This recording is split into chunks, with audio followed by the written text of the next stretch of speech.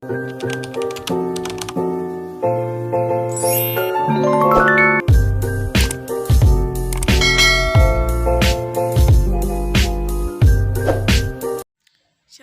salam sejahtera untuk kita semua. Perkenalkan, nama saya Mundar Sastinjak.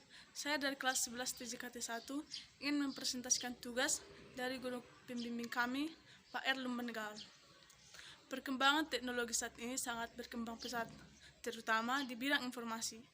Banyak penemuan terbaru yang dapat mempermudah dan mempercepat pekerjaan itu. Salah satunya ialah dalam mengakses server. Pada saat ini, mengakses server dapat dilakukan di luar tempat server, bahkan tanpa dalam jaringan sekalipun. Itulah yang menjadi topik pada hari ini, yaitu tentang remote server. Pengertian remote server.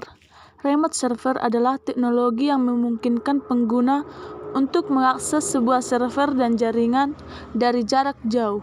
Jadi, meskipun tidak menggunakan jaringan LAN yang sama dengan server, pengguna server tetap bisa mengakses dan mengontrol server tanpa harus datang ke lokasi.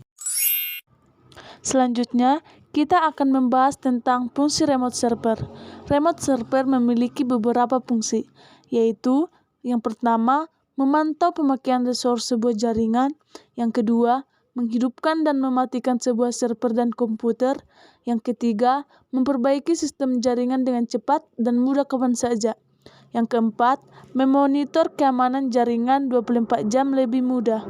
Yang kelima, mempermudah pembaruan dan perbaikan sistem. Yang keenam, mengontrol komputer lain dari jarak jauh.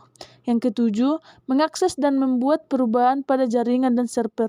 Dan yang kedelapan ialah menghemat biaya pergi ke lokasi server setiap membutuhkan akses.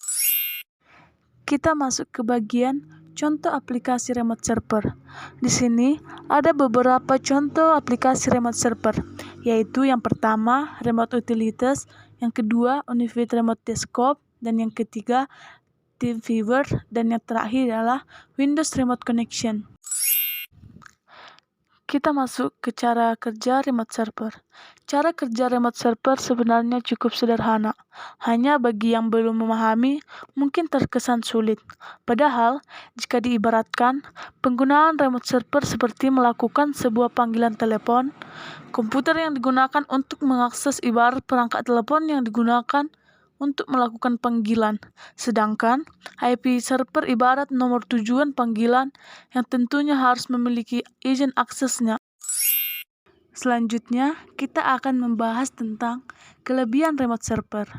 Ada beberapa kelebihan remote server yang membuat kita lebih untung ketika menggunakannya, yaitu yang pertama ialah mudah untuk digunakan walaupun dengan jangkauan jarak yang cukup jauh selama suatu PC masih terkoneksi pada suatu jaringan. Yang kedua, menyalakan dan mematikan PC secara remote. Yang ketiga, mengontrol penuh terhadap mouse dan keyboard. Dan yang keempat, memanipulasi data suatu PC dengan mudah. Yang kelima, memiliki fitur video call yang memungkinkan setiap user dapat berkomunikasi melalui kamera. Yang keenam, memiliki fasilitas chatting. Dan yang ketujuh, bisa mengontrol penuh seluruh aktivitas pada suatu PC. Jika ada kelebihan, pasti ada kekurangan. Berikut ini adalah kekurangan dari remote server. Yang pertama, dari segi keamanan aplikasi ini sangatlah kurang, karena setiap orang bisa mengakses PC kita jika mereka mengetahui username dan password pada PC kita. Dan yang kedua, tidak bisa membedakan antara klien dan server, karena setiap PC dapat berperan sebagai klien sekaligus server. Dan yang ketiga, loadingnya lebih lambat. Sekian presentasi dari saya. Jika ada kata yang kurang baik dan kurang tepat, saya minta maaf. Akhir kata, saya ucapkan terima kasih. Shalom.